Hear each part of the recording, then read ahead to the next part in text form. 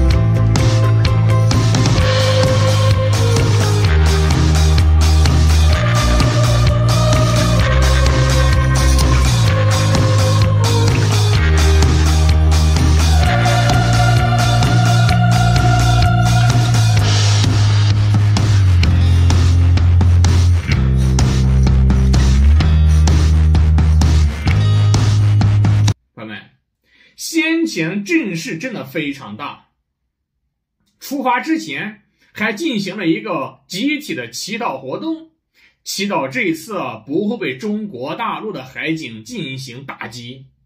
结果呢，出发的第一天5月15日，有很多船领了给养，领了香蕉，领了水和油之后就回家了。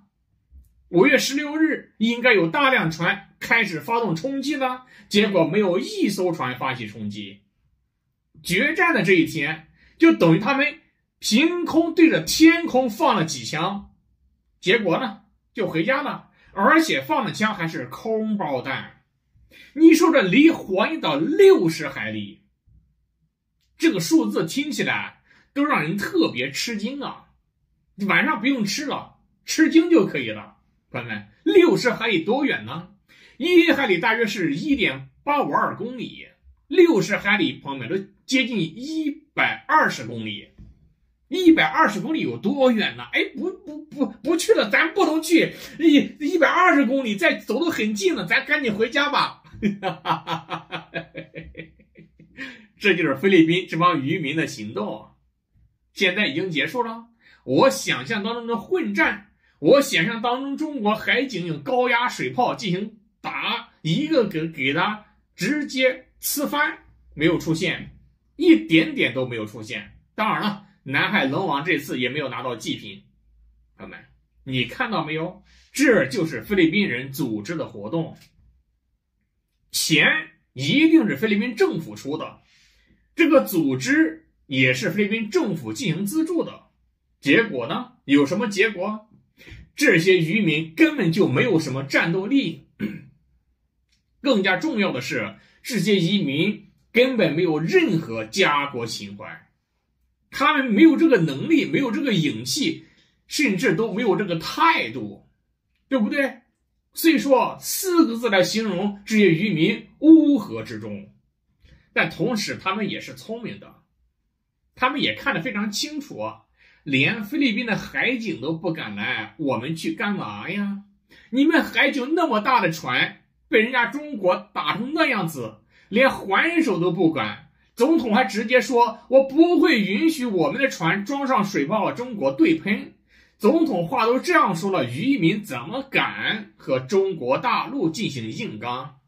人家去的目的，我估计可能大部分人都是想拿点钱，拿点物资，拿点油料，就得了。这就叫做乌合之众。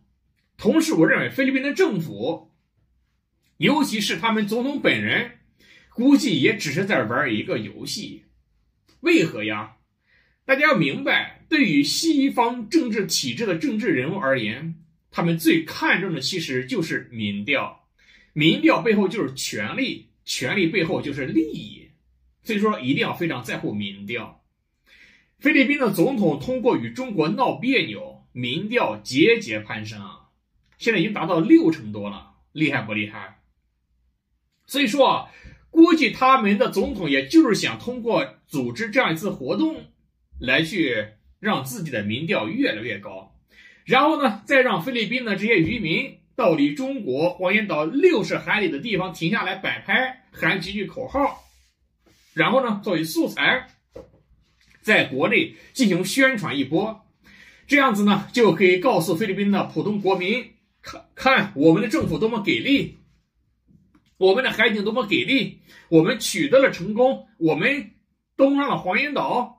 这一宣传，哎呀，更多的菲律宾人民又认为我们的总统太厉害了，我们一定要再支持他，维持自己的高民调，对不对？这就是一个赤裸裸的骗局。来参加活动的菲律宾渔民，绝大部分都是骗子。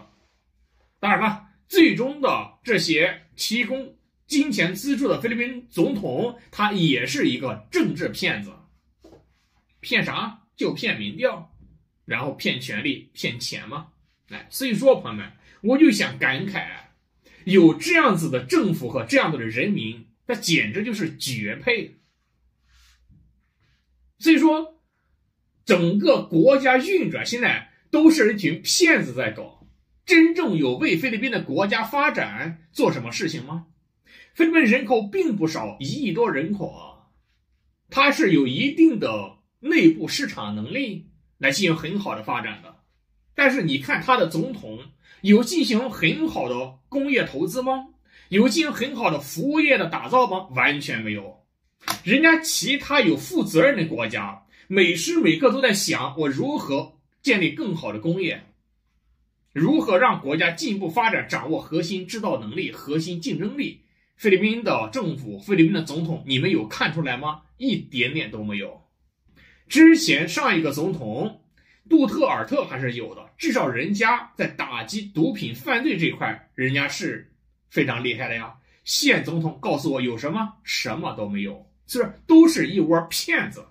所以我说，朋友们，将来菲律宾对外去出口多少菲佣，菲律宾的北部有多少游击队，菲律宾国内在滋生多少贩毒分子，大家丝毫不要感到奇怪。因为这特别符合菲律宾的这些乌合之众以及其政府的气质，对不对？此时此刻比较生气的应该还有美国，美国给菲律宾打气打了好长时间了，还直接把他叫到白宫当面给他打气，还拉着日本拉着澳大利亚给他一起打气，结果呢？结果就搞出了这样的飞机啊，不顶用啊，关键时刻一点不顶用啊。归根结底，其实也不能完全怪菲律宾，因为那对手太过于强大了。菲律宾不是没有和中国发生过直接战争，朝鲜战争菲律宾不就派军到朝鲜战场和我们打吗？结果被歼灭了。当时打过，那个时候他认为新中国刚刚建立，他可以打一打，一打发现自己不行了，所以说他现在是一点勇气与中国进行打的这种士气都没有。所以说你美国无论如何让他打，那一个小兔子对面是一个大象，你给他再打气他也不愿意啊，他不傻，他只是自私自利而已。